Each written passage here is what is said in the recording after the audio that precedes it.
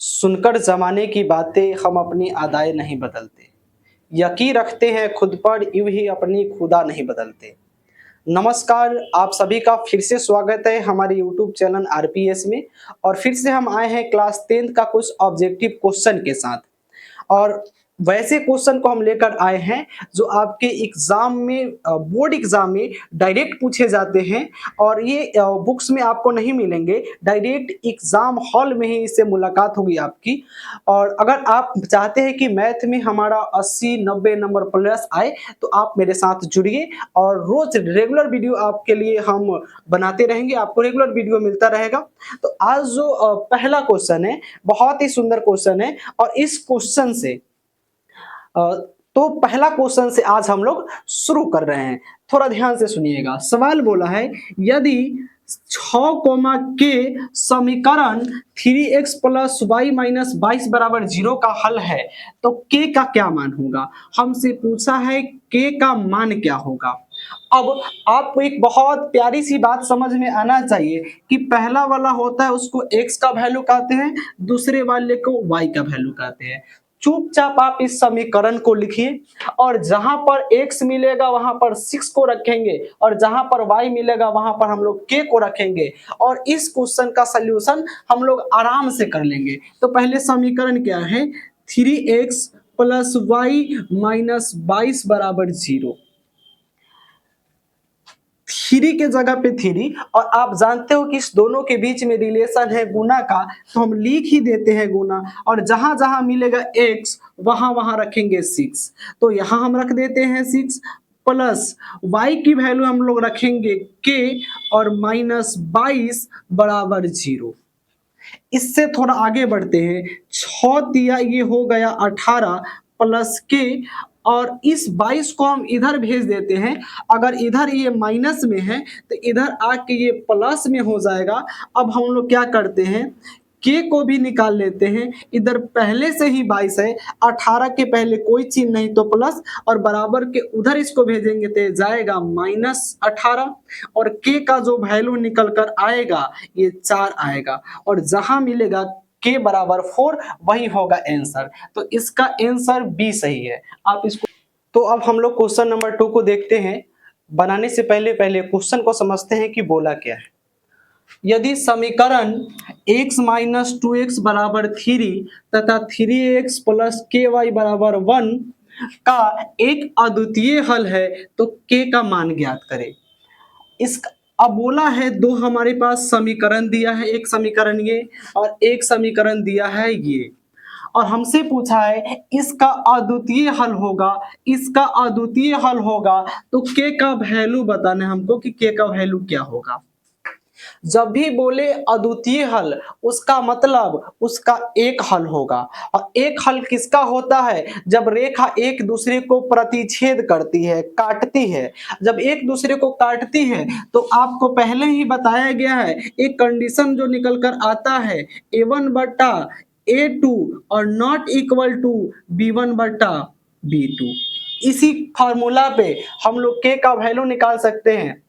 x के साथ जो गुना होगा उसको a1, जो y के साथ हुआ होगा उसको b1 और जो किसी के साथ नहीं गुना हुआ होगा उसको c1। ये पहले वाले समीकरण में। दूसरे वाले समीकरण में इसको हम लोग कहते हैं a2, इसको हम लोग कहते हैं b2 और इसको हम लोग कहते हैं c2। कुछ नहीं करना है, वहां से बस अब वैल्यू निकाल कर रखना है।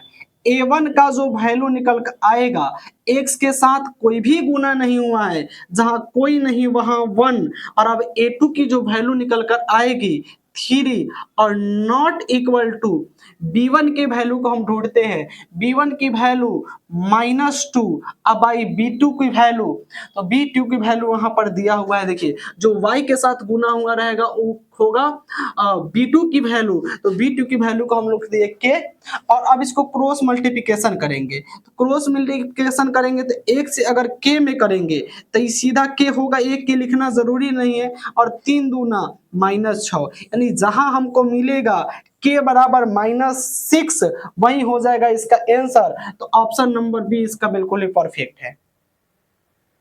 बहुत ही सिंपल है, आपको समझ में आया होगा। बस आपको एक फॉर्मूला याद रखना है कि अगर अद्वितीय हल होगा तो a1 बटा a2 not equal to b1 बटा b2। हम फिर सवाल नंबर 3 को देखते हैं। सेम सवाल 2 जैसा ही कंडीशन है। बोला है kx माइनस 5y बराबर 2, एक समीकरण ये दिया हुआ है, एक समीकरण ये दिया हुआ है कि कोई हल ना हो तो k का मान ज्ञात करें। तो सबसे पहले आपको याद होगा जिसका कोई हल नहीं होता, ये रेखा होती है समांतर, एक दूसरे को कभी नहीं काटती है, इसलिए इसका कोई हल नहीं होता। इसके लिए जो फॉर्मूले होते हैं a1 बटा a2 बराबर b1 बटा b2 और नॉट इक्वल टू c1 बटा C2, इसी फॉर्मूले पे वैल्यू रखना है और आपको K का मान निकल कर आ जाएगा। तो सबसे पहले ये होगा A1 की वैल्यू, ये B1 जो इसके साथ गुना हुआ है, ये होगा C1 का, ये होगा A2 का, ये होगा B2 का और ये होगा C2 का। चुपचाप आपको यहाँ पर रख देना है। A1 का वैल्यू जो X के साथ गुना हुआ है तो ये K है, बटा में A2 का, तो A2 का वैल्यू यहाँ 6 है, बराबर B1 का, तो B1 का वैल्यू -5 है, बटा में B2 का, तो B2 के वैल्यू को थोड़ा हम लोग देख लेते हैं। B2 को जब वैल्यू है ये 2 है और ये नॉट इक्वल टू होना चाहिए C1 बटा C2 का, तो 2/7 का। अब देखो जब ई एकरा बराबर है, ई एकरा बराबर है लेकिन ई एकरा बराबर नहीं है, एकरा से हमनी के कोनो मतलब नहीं है। क्वेश्चन में आप याद रखिएगा, हम लोग को मतलब है इससे, हम लोग बस इसका हल करेंगे और हमारे पास के का वैल्यू निकल कर आ जाएगा। के से 2 में गुना करेंगे तो 2 के अब बराबर 6 पद से -30 हो जाएगा। अब यहाँ से हम k को निकालेंगे तो -30/2 ये कट जाएगा 15 बार में और यहाँ से जो k का वैल्यू निकल कर आएगी -15 और k का वैल्यू यहाँ पर ये -15 सही हो गया। अब हम लोग सवाल नंबर 4 को थोड़ा देखते हैं।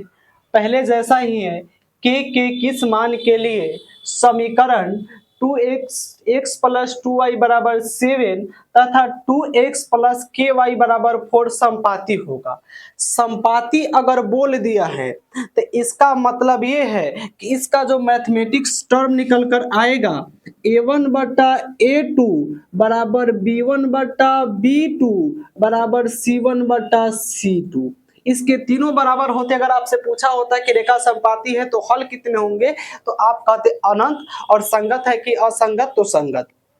चलिए अब कुछ नहीं करना है, बस इसकी वैल्यू को इस समीकरण और इस समीकरण से उठा कर रखना है। इसमें ये a1 की वैल्यू, ये a1 की वैल्यू, ये b1 की वैल्यू और ये c1 की वैल्यू, इस समीकरण में ये a2 का, ये b2 का और ये c2 का। a1 का जो वैल्यू वहां से निकल कर आएगा, x के साथ कुछ नहीं गुना हुआ है तो 1, और a2 का जो वैल्यू यहां से निकल कर आएगा 2 बराबर b1 की जो वैल्यू यहाँ पर है, b1 की वैल्यू वहां है 2 और c1 का b1 बट्टा b2, सॉरी b1 बट्टा b2, तो b2 की जो वैल्यू निकल कर आएगी ये k होगी बराबर c1, तो c1 की वैल्यू वहां 7 है और बाई c2 की जो वैल्यू है ये 4 है। बस आपको कुछ नहीं करना है, अगर आप इस दोनों को हल करेंगे तो भी आंसर निकल कर आ जाएगा क्योंकि सब सबके बराबर है, या अगर आप इस दोनों को हल करेंगे तो भी आंसर निकल कर आ जाएगा। हम इसी दोनों को करके देखते हैं। k से 1 में करेंगे तो k और 2 से 2 में करेंगे तो 2 दूना 4 और k का जो वैल्यू निकल कर आ गया 4, तो आंसर नंबर सी इसका बिल्कुल ही परफेक्ट है। बहुत ही सिंपल है, बस आपको याद रखना है कि अगर रेखा संपाती हो तो a1 बटा a2 बराबर b1 बटा b2 बराबर c1 बटा c2।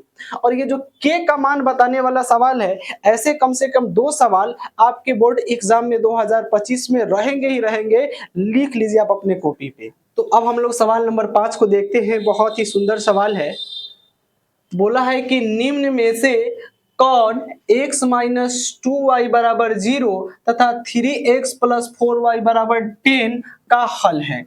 यानी आपको x बराबर 1/2 और y बराबर 1, या x बराबर 1 और y बराबर भी 1 रख के देखना है कि इस समीकरण को, इसमें से x और y का कौन सा वैल्यू सेटिस्फाइड कर रहा है। तो हमको एक एक ऑप्शन को एक एक ऑप्शन में से ए और एक्स और वाई की वैल्यू दोनों समीकरण में रख रख के चेक करना पड़ेगा। तो हम लोग पहले वाले को रख के देखते हैं। एक्स बराबर 2 और वाई बराबर 1, 0 के बराबर आना चाहिए दोनों वैल्यू रखने पर। तो पहला जो इक्वेशन है x माइनस 2y बराबर 0, जहां मिलेगा x वहां रखेंगे 2, तो 2 माइनस 2 इंटू और y की वैल्यू है 1 बराबर आ गया 0। तो 2 माइनस 2 बराबर 0, तो ये 0 बराबर 0। तो ये तो सर्टिफाइड कर रहा है। अब y अब इस समीकरण में तो रख के देखे हैं, अब थोड़ा इस समीकरण में रख के देख लेते हैं। तो अब हम लोग दूसरे इक्वेशन को यहाँ रखकर और x बराबर 2 और y बराबर 1 रख करके चेक करते हैं कि इसको सेटिस्फाइड कर रहा है या नहीं कर रहा है। वो जो समीकरण है 3x प्लस 4y बराबर 10, तो ये 3 और इंटू एक्स का वैल्यू यहाँ से रखेंगे हम लोग 2 प्लस 4 इंटू वाई की वैल्यू यहाँ से रखेंगे हम लोग 1 बराबर में दिया हुआ है पहले से 10 चल रहा है। 3 दूना 6 प्लस 4 एकम 4 बराबर 10, तो 6 और 4 10 बराबर 10। देखो ये ऑप्शन नंबर ए इसको सर्टिफाइड कर रहा है।